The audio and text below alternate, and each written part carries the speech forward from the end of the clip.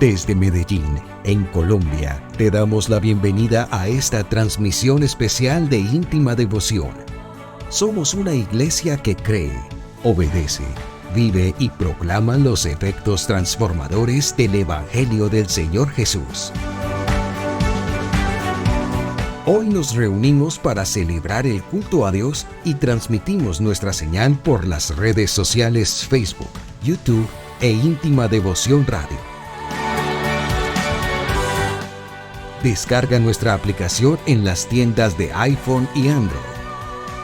Bienvenidos.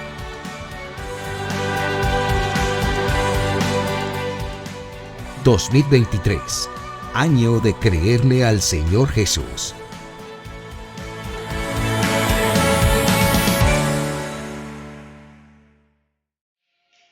Hemos leído el Salmo número 120.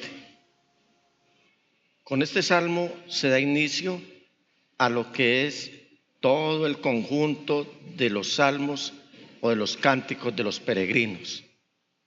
Como les había dicho la semana pasada y en reiteradas ocasiones, estos salmos eran los que cantaban los israelitas cada vez que subían a celebrar las fiestas a Jerusalén, cuando venían de las diferentes partes del mundo conocido, y iban cantando estas canciones con mucho regocijo, con mucha alegría.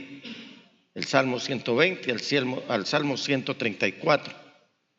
Era un gozo, era una alegría, era un anhelo ferviente de llegar ilesos, de llegar sanos, de llegar dispuestos con la integridad de su ser a adorar al Dios Todopoderoso. Había por lo menos 3 fiestas importantes en Israel, que era la fiesta del Pesaj o de la Pascua, la fiesta de Sukkot o de las enramadas, la fiesta de la cosecha y la fiesta de lo que es las Sukkot, las enramadas y lo que es la Pascua. Eran 3 fiestas importantes. Había otras fiestas, pero casi que era una obligación que por lo menos los judíos llegaran a Jerusalén en estas celebraciones. Canciones, la música siempre ha sido inherente al pueblo de Israel, como la música ha sido inherente, la vida también de la iglesia, por medio de canciones de alabanza como las que hemos escuchado en esta noche y como las que escuchamos en los cultos cada que hacemos esta celebración. No en vano, el culto se compone de varios sacrificios. El sacrificio que nosotros somos, nosotros mismos, como dice el apóstol Pablo, cuando dice preséntense ante el Señor como sacrificios vivos, santos y agradables a Dios, este debe ser el culto racional. Otro tipo de sacrificio es las alabanzas, esas a través de las cuales con nuestros labios publicamos o decimos o producimos el fruto que alaba el nombre del Señor Jesús. Otro sacrificio es las ofrendas y los diezmos.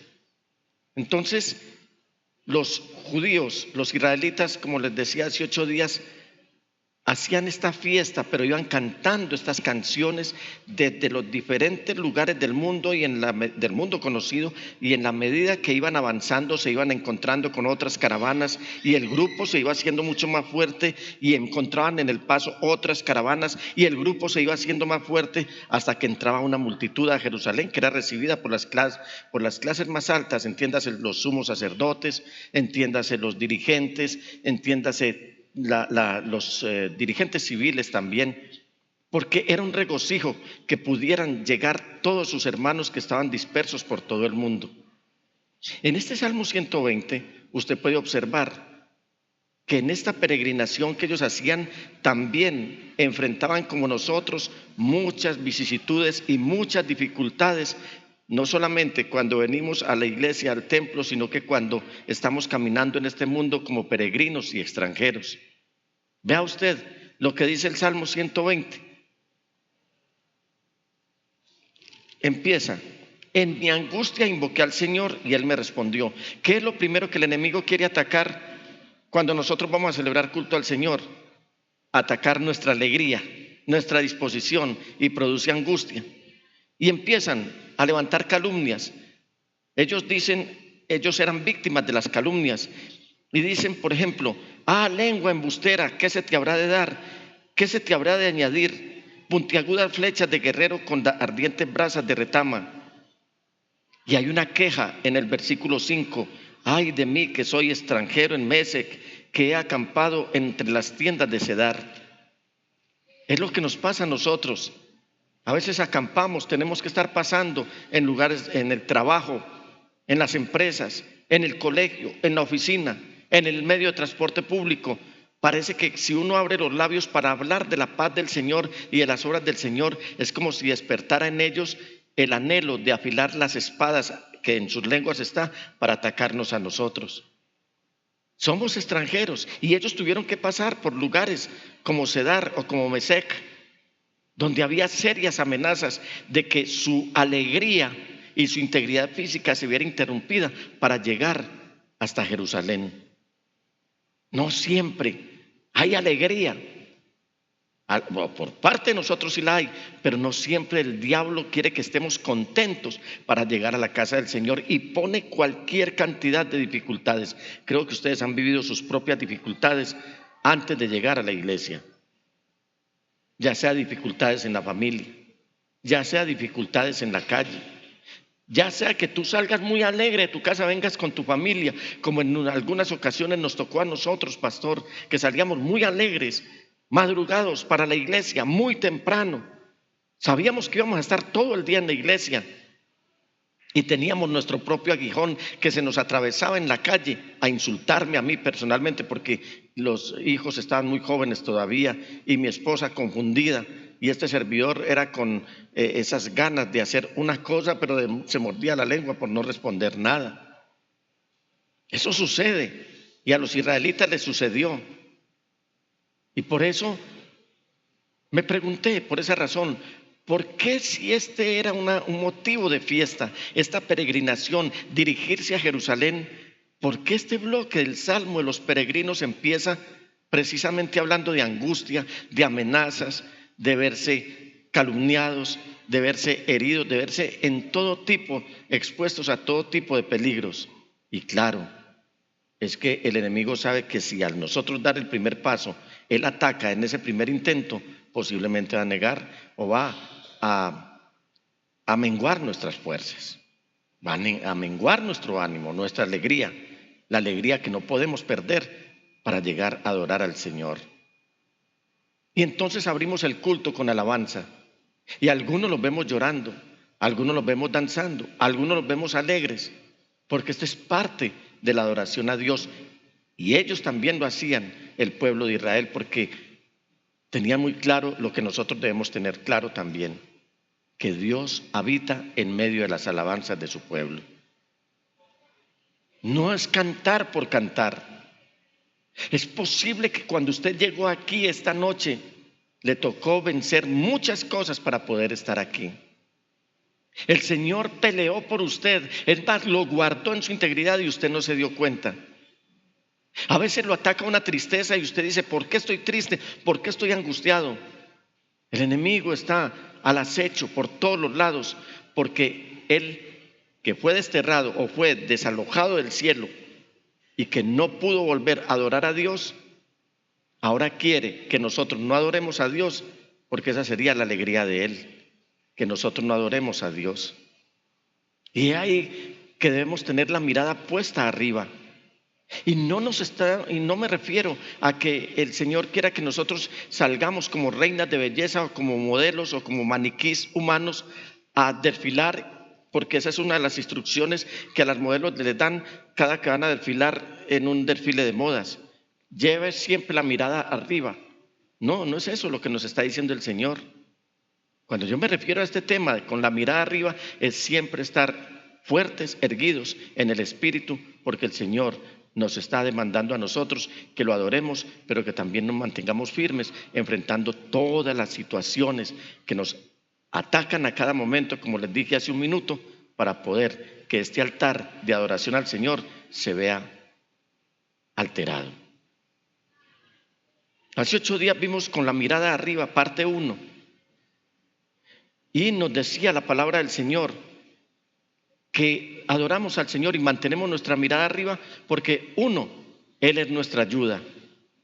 2, porque Él no nos dejará caer. 3, porque somos la obra de sus manos. 4, porque Dios libra tu vida de todas estas acechanzas. Y hoy quiero resaltar algo muy importante, y es que Dios guarda nuestra salida y nuestra entrada.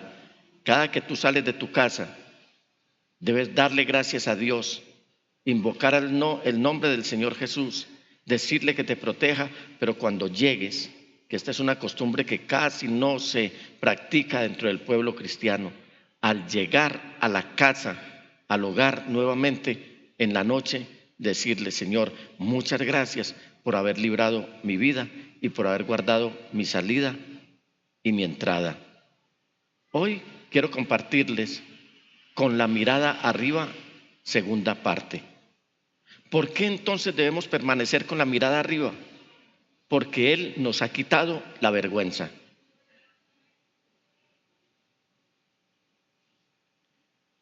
En el Salmo 3:3, David escribe algo que es muy importante, como toda la palabra de Dios.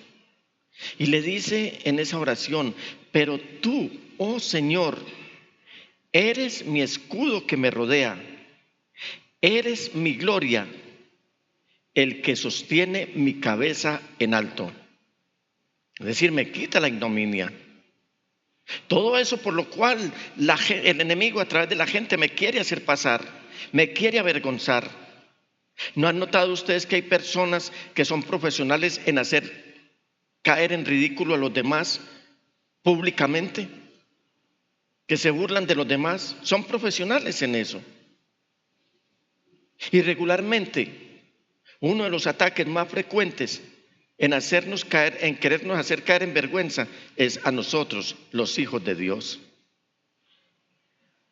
Pero David está diciendo algo: mira, tú quitas mi ignominia, tú eres mi escudo, y ya esto genera una confianza. Tú eres mi escudo que me rodea, tú eres mi escudo que me guarda, tú eres mi escudo que me protege. Tú eres como una cúpula encima de mí que ataja todos los ataques del enemigo. Pero además, eres quien sostiene mi cabeza en alto. Cuando una persona está avergonzada, ¿qué hace? ¿Qué ocurre cuando una persona está avergonzada? ¿Acaso no agacha la mirada? ¿No mira a nadie? ¿Han notado ustedes como las personas que cometen delitos y que son sorprendidos, lo primero que hacen es cubrirse la cabeza o ponerse una capucha o van así hacia donde los guíe el policía? Seguramente con temor a que se van a ir a algún hueco, a algún peligro, pero no levantan la cabeza por nada, porque están pagando el precio de la vergüenza que produjo un delito que les antecedió, que cometieron con anterioridad. Pero hermanos, nosotros no somos delincuentes. La iglesia no es la delincuente de la sociedad. Nosotros somos los hijos de Dios, redimidos por la sangre del Cordero, y somos los que llevamos el nombre más glorioso que hay, el nombre de Jesús. El único que nos puede quitar esa vergüenza y mantenernos con la cabeza en alto es el Señor. Seguramente usted ha sufrido la vergüenza de verse perseguido y sometido a burlas por causa de Cristo Jesús. Burlas que provienen de sus propios familiares, como lo dice la palabra del Señor. Burlas que están tan cercanas o en personas tan cercanas a usted como en el trabajo. Noten ustedes que uno muchas veces pasa más tiempo en el trabajo que en la misma casa. De la casa se sale por la mañana, a la casa se regresa por la tarde o por la noche. Es poco lo que se comparte con la familia porque la mayor parte del tiempo se está compartiendo en otros ámbitos con otras personas. No sé si a usted le han hecho pasar vergüenza. No sé si a usted le han dicho: vea al pastor dónde va, vea al pastor cómo se enojó, vea al pastor cómo contestó, solo por el hecho de ser creyente. ¿Cuántos vecinos te han hecho pasar vergüenza? ¿Cuántas personas te han señalado de que tú hablas? El Señor es mi ayudador, el Señor es quien me sana, el Señor es quien me provee, y en muchos casos estamos en un lecho de enfermos o simplemente estamos pasando un tiempo de escasez. No sé también si te ha pasado que esa vergüenza incluye en que has tenido que salir huyendo y no hay camino a través del cual puedas encontrar una salida. Y parecemos como parias a veces, corriendo de un lado para el otro. Cuando se levantan esos a quienes les has hablado del Señor y luego que te ven llorando a causa de un revés transitorio, se burlan de ti y te hacen avergonzar. Creo que nos ha pasado a todos también. Hablamos de Cristo Jesús, proclamamos su palabra, anunciamos sus milagros, anunciamos que Él tiene poder para transformar las vidas. De pronto, una persona a la cual uno le habló el Evangelio, caminó con el Señor unos días, después volvió atrás y no faltan los detractores que estén avergonzándolo a uno. ¿Ese es el Evangelio que usted sembró?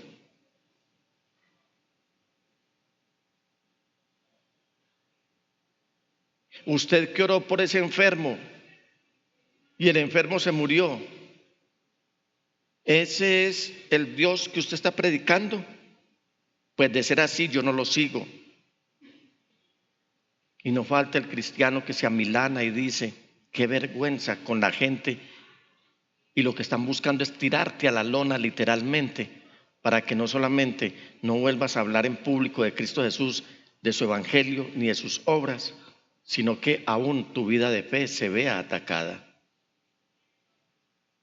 ¿O qué te parece la vergüenza que propician los impíos cuando te dicen que ellos desde la práctica de su impiedad están en mejores y más excelentes condiciones que tú, que permaneces fiel a Dios? Y hablo de impíos. Hagamos la diferencia entre pecadores e impíos. Impío, la misma palabra lo está diciendo, sin piedad. Es decir, que alguna vez fue creyente, que alguna vez creyó en Jesús, pero que hoy está descarriado. Y es muy común uno oírlos decir: yo me salí de la iglesia, dejé de ser rezandero, dejémosle la iglesia a las damas, los caballeros, los hombres, los machos, no tenemos por qué ir a una iglesia. Pues fíjese usted, yo me retiré de eso, yo me la pasaba orando, me la pasaba cantando y me retiré. Yo no quise volver a saber nada del evangelio y hoy estoy en mejores condiciones económicas que tú. Y esta mañana quedé muy sorprendido con la palabra del Señor cuando estudiaba con Marlene. Y llegamos al capítulo 28 del libro de Deuteronomio, cuando el Señor profiere las bendiciones para los obedientes desde el monte Gerizim y las maldiciones para los desobedientes desde el monte Ebal, a través de unas tribus que habían sido comisionadas especialmente para ello. Y cuando miro todas esas bendiciones, yo le digo: Señor, quiero obedecerte en todo, pero cuando miro las maldiciones, entiendo también que cuando Él maldice es a la gente que ha llegado a tener muchas cosas. Porque como lo dice también el profeta Malaquías, que Él tiene la soberanía para maldecir la bendición. Por lo tanto, tener muchas cosas después de haber abandonado al Señor no es sinónimo de bendición. Es precisamente lo que el Señor te otorga que tengas, para que tengas testimonio de que Él sí bendice, pero que eso que tienes ahora se te va a volver ripio, se te va a extinguir en tus propias manos. Como el capítulo 28 de Deuteronomio es tan extenso, estúdialo usted cuidadosamente en su casa y se dará cuenta. ¿Alguna vez le pasó a un hombre como Esdras, Esdras, el compañerito de Nehemías. En este trabajo de la reconstrucción de las murallas, de la restauración del templo, de poner bonita a Jerusalén. Pero ellos estaban en el extranjero. Ellos necesitaban llegar a Jerusalén. Esdras en su momento, Nehemías en su momento. Y cuando Esdras tiene la franquicia y recibe la visa para llegar hasta Jerusalén por parte del rey, el rey le había oído decir a Esdras, un hombre que estudiaba las escrituras, sin importar las circunstancias por las que estuviera pasando, practicaba las escrituras y enseñaba las escrituras. Él le había dicho al rey, porque él no se quedaba callado ante nadie, sin ni respetar. Él decía, todos, desde el rey hasta abajo, todos tienen que oír del poder de Dios. Pero cuando llega el momento en el que Esdras tiene que llegar a Jerusalén, yo creo que a él lo cogió un escalofrío, un temor terrible de salir para Jerusalén a exponerse a los peligros como los que estaban enfrentando estos del Salmo 120. Y él hace un pare y se frena. Y dice, tengo que pedir ayuda al rey. Y en el capítulo 8, versículos 22 y 23, nos dice la palabra del Señor del libro de Esdras que él sintió vergüenza. En realidad, sentí vergüenza de pedirle al rey que nos enviara un pelotón de caballería para que nos protegiera de los enemigos, ya que le habíamos dicho al rey que la mano de Dios protege a todos los que confían en él, pero que Dios descarga su poder y su ira contra quienes lo abandonan. Qué tremenda esta palabra. Qué momento el que está viviendo Esdras. Qué momento el que nosotros podemos estar viviendo después de haber hablado del Señor. Y cuando ya nos toca llevar a la práctica eso que hemos hablado, sentimos vergüenza de decir, lo hemos dicho que el Señor lo hace con otros y el Señor conmigo lo hará. Si eso te pasa, si eso te ha ocurrido o si te llegara a pasar, que tienes que enfrentar una situación después de haber animado a muchas personas a que confíen en Dios, el consejo en esta noche es lo que nos dice el versículo 23. Así que ayunamos y oramos a nuestro Dios pidiéndole su protección y Él nos escuchó. No se ponga a padecer la vergüenza por quedar bien ante la gente. Dios nunca deja caer al piso a ninguno de los que en Él confiamos. Así el mundo lo mire de otra manera y así los otros lo miren de otra manera. Cuando estés pasando por malos momentos, después de haber hablado mucho del Señor, pide ayuda donde debes pedir y a quien debes pedir, al Dios que es soberano sobre todo el universo y sobre nuestras vidas también. ¿Cómo lo hacemos? Ayunando, orando y pidiéndole protección. Y el texto concluye, y Él nos escuchó.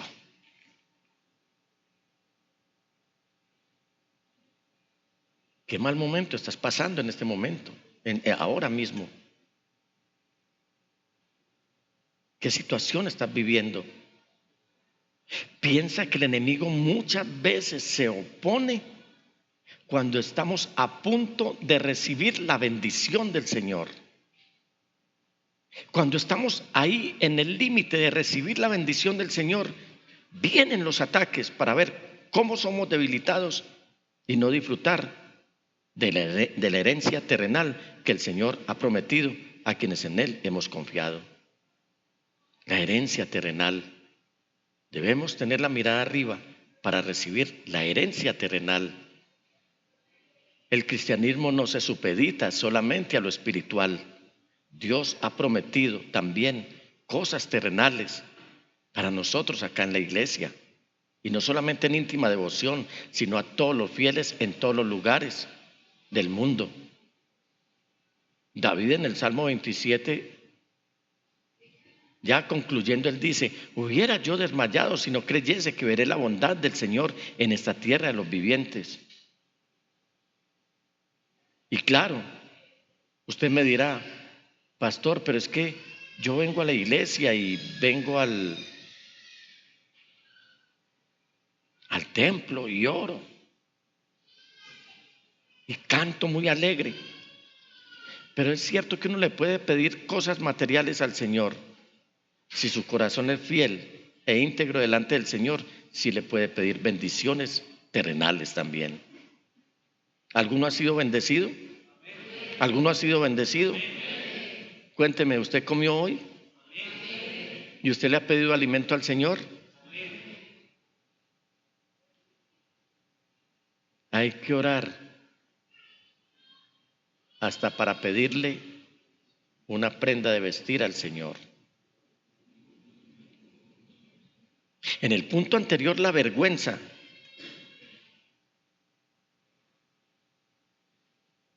Esa vergüenza que muchas veces nos hacen pasar también los idólatras, que dicen: yo le oro o le rezo a fulano de tal y a perano de tal, y el Señor, y ese me da. Y usted, que le ora al Dios vivo, no le da lo que le pide.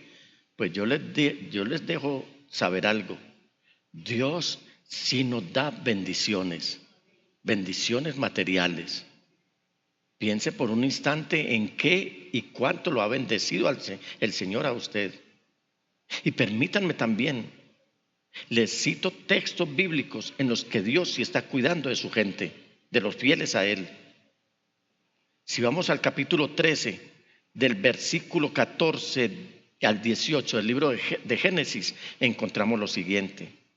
Después de que Lot era el sobrino de Abraham, se fue, el Señor le dijo a Abraham: mira lo más lejos que puedas en todas las direcciones. Espero que me entiendan o hacerme entender de que yo no voy a hablar aquí de prosperidad económica, ni que al concluir este punto por lo menos voy a decir: entonces depositen todo el dinero que tengan. Nada de esas cosas. Saben ustedes que no es nuestro estilo y que respetamos profundamente la palabra del Señor.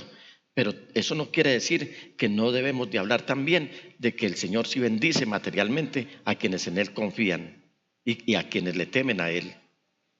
Y le dice a Abraham: mira lo más lejos que puedas en todas las direcciones. ¿Qué visión tendría Abraham en ese momento? No tenía una visión 2020.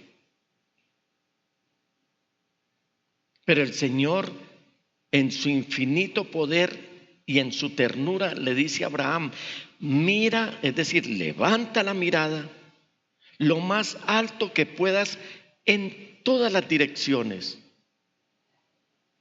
Es decir, haga una mirada panorámica. Al norte y al sur, al oriente y al occidente. Y présteme atención, usted que de pronto ha dudado que el Señor no da bendiciones materiales, porque el versículo 15 nos va a decir lo siguiente: yo te doy toda esta tierra. ¿Quién está hablando ahí? El Dios Todopoderoso. Tan lejos como alcances a ver, a ti y a tu descendencia como posesión permanente. O sea que Dios, cuando te da porque eres fiel, Él no te va a quitar. Y no solamente hay bendición para ti, sino para los tuyos también. Versículo 16. Y te daré tantos descendientes que como el polvo de la tierra será imposible contarlos. Si por alguna razón hay una persona que está siguiendo esta transmisión o aquí que está luchando por tener hijos y no ha podido, no acuda a procedimientos, ¿cómo se llama? Artificiales.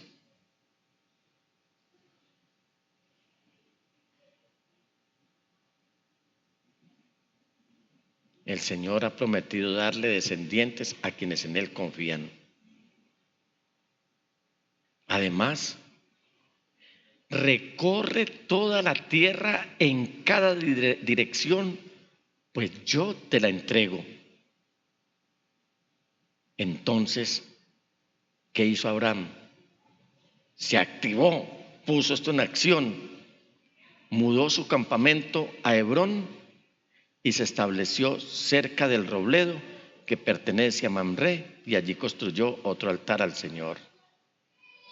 ¿Sí se da cuenta la importancia que es vivir en robledo?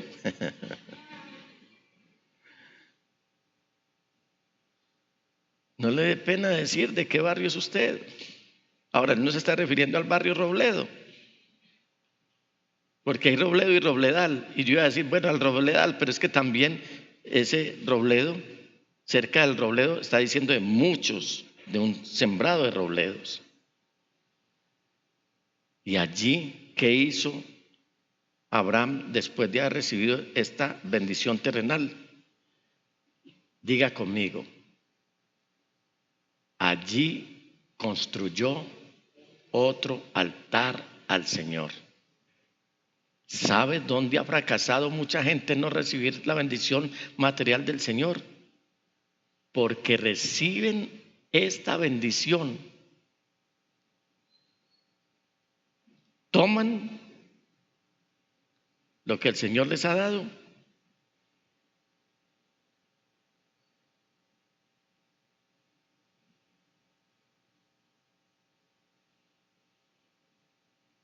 y abandonan al Señor.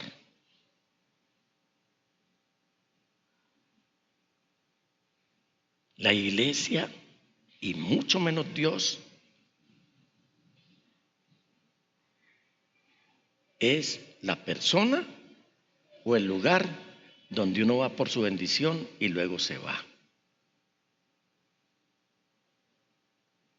Tenemos que ser consecuentes con una realidad de que cuando Dios nos bendice, debemos ser agradecidos y levantar un altar de adoración a aquel que nos ha dado algo que por nuestras fuerzas no lo hubiéramos podido tener.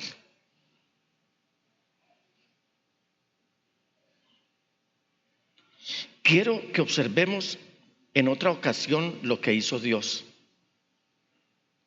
Ahora pasamos al capítulo 14 de Génesis, versículos 5 al 7. Entonces el Señor llevó a Abraham afuera, y le dijo dos cosas. El Señor lo tomó y el Señor le habló. Mira el cielo. Esto fue de noche. Lo otro fue de día. Lo que nos dice el capítulo 13 fue de día. O sea, Dios obra de día y de noche. De día le dice a Abraham que mire toda la tierra, pero de noche lo saca y le dice, mira al cielo, al cielo, mira al cielo. Y si puedes, cuenta las estrellas. Ese es el número de descendientes que tendrás. Leamos todos el versículo 6. Y Abraham creyó al Señor y el Señor lo consideró justo debido a su fe.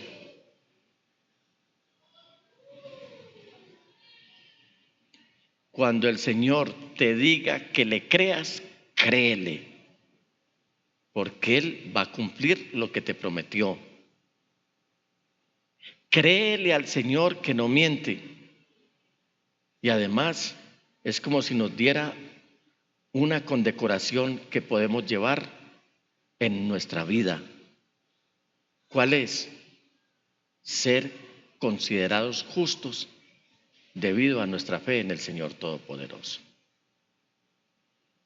En el versículo 17 dice, entonces el Señor le dijo a Abraham, yo soy el Señor que te sacó de Ur de los Caldeos para darte esta tierra como posesión.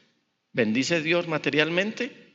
Claro que sí bendice materialmente, porque cuando Dios, el Señor, le dice a Abraham que mire y recorra a lo largo de toda esa tierra, a lo ancho de toda esa tierra que le dará en posesión,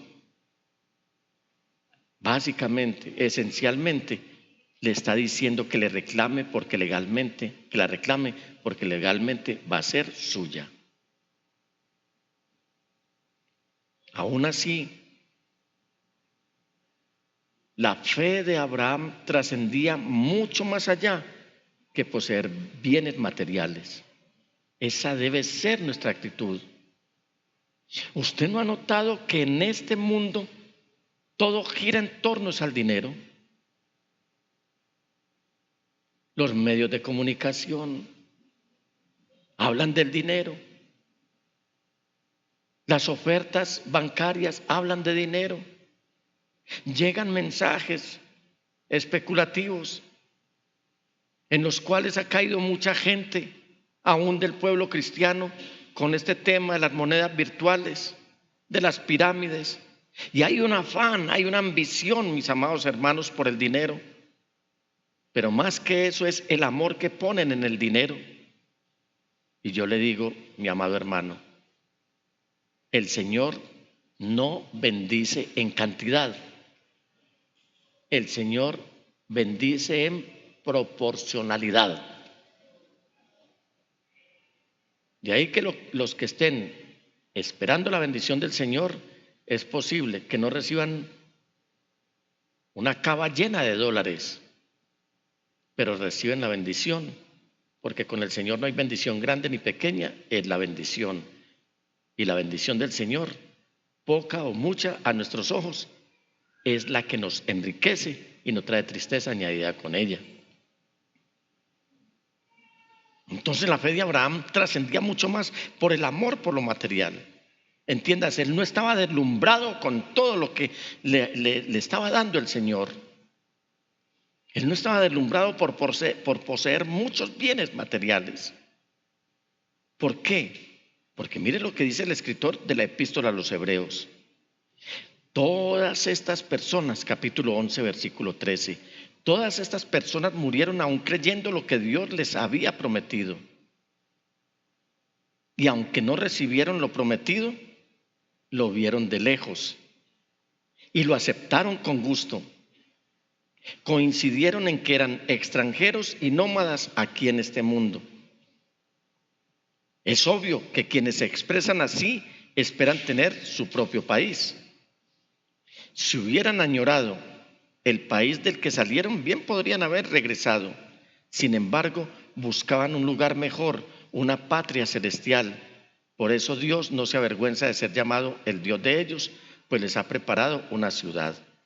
Y cuando dice que se fueron sin recibir lo prometido, no es que el Señor no les cumplió, entiendan esto, sino que ellos entendieron que al recibir esto lo iban a disfrutar transitoriamente, porque se iban a ir de aquí, porque tenían su esperanza puesta en una tierra mejor, en la patria mejor, en un lugar mejor. ¿Por qué entonces debemos permanecer con la mirada arriba? Porque el Señor quiere que valoremos más la herencia eterna que la misma herencia terrenal. En Deuteronomio capítulo 32, versículos 48 al 50, dice la palabra del Señor: ese mismo día el Señor le dijo a Moisés: ve a Moab, a las montañas que están al oriente del río, y sube al monte Nebo que está frente a Jericó. Contempla la tierra de Canaán, la tierra que le doy al pueblo de Israel como su preciada posesión. Entonces morirás allí en la montaña. Te reunirás con tus antepasados, tal como tu hermano Aarón, quien murió en el monte Hor y se reunió con sus antepasados. En el capítulo 3, versículos 23 al 27 del mismo libro de Deuteronomio vamos a encontrar lo siguiente: en aquel tiempo, está hablando Moisés, le rogué al Señor: oh soberano Señor, a mí tu siervo recién has comenzado a mostrar tu grandeza y la fuerza de tu mano. ¿Acaso hay otro Dios en el cielo o en la tierra que pueda hacer cosas tan grandes y poderosas como las que haces tú? Te pido por favor que me permitas cruzar el Jordán para ver esa tierra maravillosa que hay del otro lado, la bella zona montañosa y los montes del Líbano. Pero el Señor estaba enojado conmigo por culpa de ustedes y no quiso escucharme. Ya basta, exclamó. Ni una sola palabra más sobre este asunto, sobre ese asunto. Pero sube a la cima del monte Pisga y mira la tierra en todas las direcciones. Mírala bien, pero no cruzarás el río Jordán. Qué tremendo. En un momento íntimo, a solas con el Señor, Moisés vuelve y le dice, por favor, aunque me dijiste hace algunos años atrás que yo no entraría a la tierra prometida, aquí ya de amistad, aquí de intimidad, por favor, déjame entrar. Y el Señor le dice, no, ya te dije que no. Pero Dios hizo algo muy importante, es que le permitió ver a Moisés la tierra prometida, la tierra que fluye en miel, donde entró el pueblo de Israel, pero también le permite a Moisés la bendición de evaluar entre lo que es pasajero aquí y entre lo que es eterno. Y pienso que Moisés, después de haber tenido las dos oportunidades de ver la tierra prometida a la cual anheló entrar y después de ver el lugar, la patria donde el Señor lo iba a llevar, él dice, mejor prefiero, está bien Señor, no quiero entrar allá, quiero entrar a donde tú me quieres llevar. Y en Hebreos 11, 24 al 27 nos dice la palabra del Señor. Fue por la fe que Moisés, cuando ya fue adulto, rehusó llamarse hijo de la hija del faraón. Uno, ¿sabe lo que era ser hijo de la hija del faraón? Era el segundo heredero al trono del imperio más poderoso de la época. Y él rechazó eso. Prefirió ser maltratado con el pueblo de Dios a disfrutar de los placeres momentáneos del pecado. Consideró que era mejor sufrir por causa de Cristo. Y hago énfasis aquí, porque el escritor estará diciendo por causa de Cristo, y usted me dirá, Cristo ya no existía en esa época. Déjeme decirle que sí, porque Cristo no es una creación, Cristo Jesús es el creador y Él existe por siempre. Y él ya tenía la fe puesta en este Redentor. Y dice, consideró que era mejor sufrir por causa de Cristo que poseer los tesoros de Egipto, pues tenía la mirada puesta en la gran recompensa que recibiría. Y fue por la fe que Moisés salió de la tierra de Egipto sin temer el enojo del rey. Siguió firme en su camino, porque tenía los ojos puestos en el invisible, ya no en la tierra de Canaán, sino que él sabía para dónde iba y no le pudo la ambición o el anhelo o el gusto por lo terrenal, sino que ganó el anhelo de entrar a la patria celestial, a pasar con el Señor por toda la eternidad. Debemos tener la mirada puesta arriba, porque el Señor quita nuestra vergüenza, cumple su promesa de darnos bendiciones materiales y cumple su promesa de darnos la vida eterna. Herencia eterna. Moisés, aunque vio lo terrenal, seguramente tuvo la visión de la verdadera tierra y anheló esa más que la terrenal. ¿En cuál de estos pasos está usted? ¿Ha sufrido la vergüenza? ¿Está sufriendo vergüenza? El consejo hoy, mantenga su mirada arriba. ¿Necesita que Dios lo bendiga, que le dé el sustento mientras está en esta tierra? Mantenga su mirada arriba.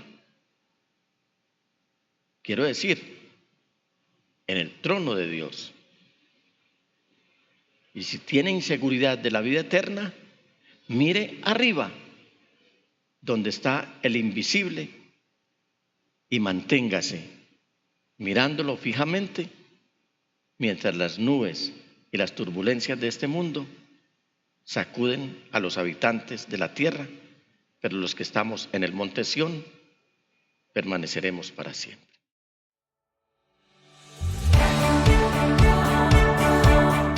Desde Medellín, en Colombia, te agradecemos por estar en sintonía de esta transmisión especial de Íntima Devoción. Somos una iglesia que cree, obedece, vive y proclama los efectos transformadores del Evangelio del Señor Jesús.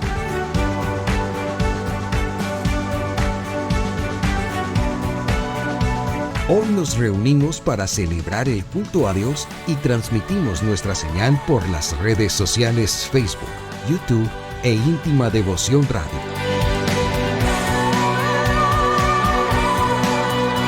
Descarga nuestra aplicación en las tiendas de iPhone y Android. 2023, año de creerle al Señor Jesús.